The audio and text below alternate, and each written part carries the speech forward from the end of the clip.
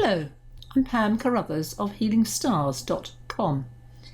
This is the chart for the full moon, 16th of February, set for the UK, and it's at 16:56, almost 17, in other words 5 p.m.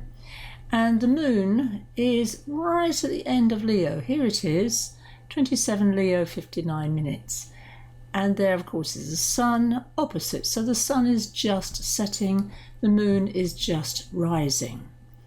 And the moon is actually with the royal star called Regulus, to do with royalty. And in the Vedic system, it's to do with Magha, Magha, which is a throne, and the ancestors.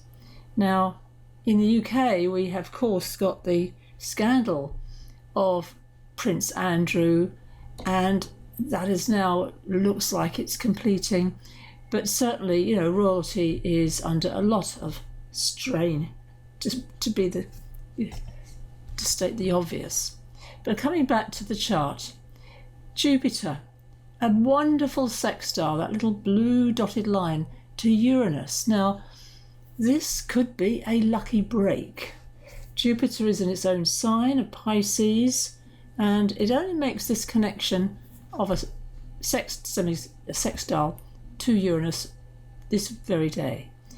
Also, at this full moon day, we have Mars and Venus absolutely side by side in Capricorn. They again, the lovers, the archetypes of the lovers, the masculine, the feminine, they are in the sign to do with Saturn, and it's one of the signs it really likes is Aquarius. And we've also got Mercury has just moved forward into Aquarius. So Mercury is completing its shadow cycle. So all those awkward connections with communication that you might have been troubled by throughout January, and of course, we're still that shadow, they will now start to clear. That's good news. The moon, only temporarily, is making a difficult aspect to Pluto. It's at the same degree as Pluto. And Mercury was with Pluto only on the 11th of February. Buried secrets coming out. And of course, as I'm recording this, we are, of course, the problem that we're facing in the world is, will Russia invade Ukraine? And I pray they won't. Mars and Venus in the Vedic system are in a planetary war. Might be interesting for all of you, because traditionally you think, oh, that's a really good connection, they come together. But Venus is actually the winner of that planetary war. And Venus is about diplomacy. So this is my prayer very much, that diplomacy wins the day. It's important quality, and I'm old enough to remember the Cuban Missile Crisis and how J.F. Kennedy was the ultimate diplomat in avoiding that potential really bad war back then. And of course, he had Khrushchev, who of course agreed. Now, we have that trine also from Mercury and Pluto up to the North Node. There it is, 27 of Taurus. The nodes have changed sign now. They're going through the North Node through Taurus, the South Node through Scorpio, and they are both to do with money and values. Taurus is also about land, farming, all of those things. And the eclipses, what that means basically, eclipses will be in the signs of Taurus and Scorpio this year. Now, I happen to be a Scorpio with my moon in Taurus, and this has happened in my lifetime. It does happen every 18 to 19 years. So for all of you, look back at that.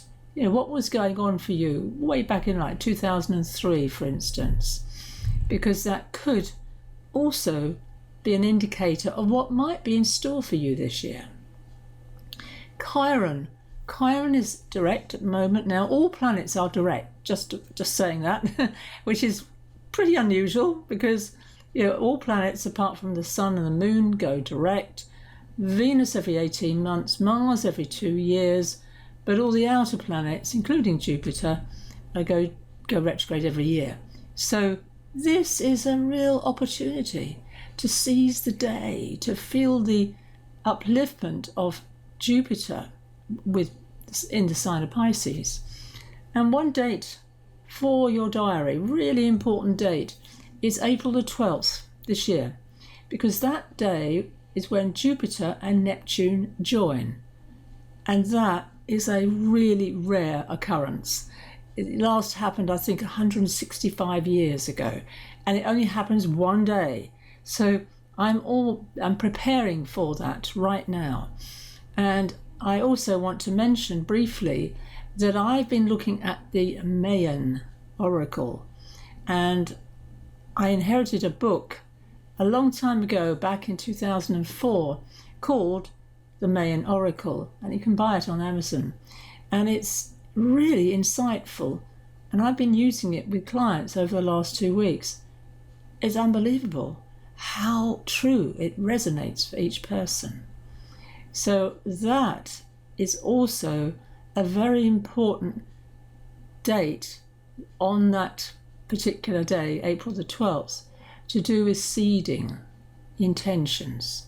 So I'm going to leave that with you, and know this is a time to employ your diplomacy, your Venus, which in Capricorn is not the greatest sign for Venus, but however, it's also ruled by that very strong, good Saturn, which is wisdom, which is mastery, which is the elder.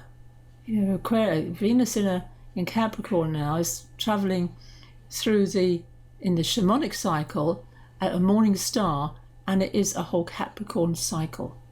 So thank you for watching Pam Carruthers of Healing Stars. Oh, one thing, I've got a special offer on. I have a lovely report called Kindred Spirits, which is about your approach to love.